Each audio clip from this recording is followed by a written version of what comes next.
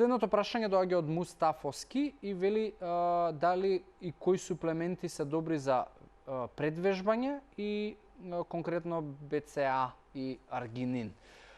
Мустафоски, искрено најкористениот суплемент за предвежбање па L-карнитин, нели најчесто креатинот исто го користат. Конкретно ако ме прашуваш, јас користам чај термоджетик се вика, кој што е збир од 7-8 билки и прави термогенеза, има во него и кофеин и ми дава енергија и некаде обезбедува 70 до 100 калории потрошени.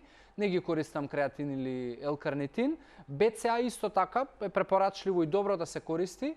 БЦА ти се, значи, од 21 аминокиселина кои што ги формираат сите протеини, 3 се издвојуваат и се викаат brain chain amino acids, односно БЦА скратено.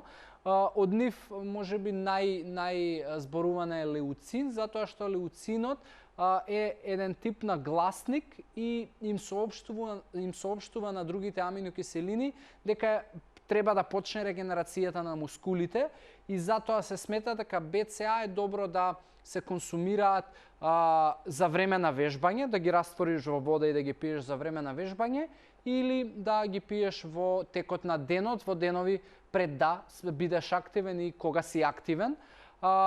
После вежбање јас би ти препорачал протеин како шејк да го додадеш за да ти обезбеди добра регенерација.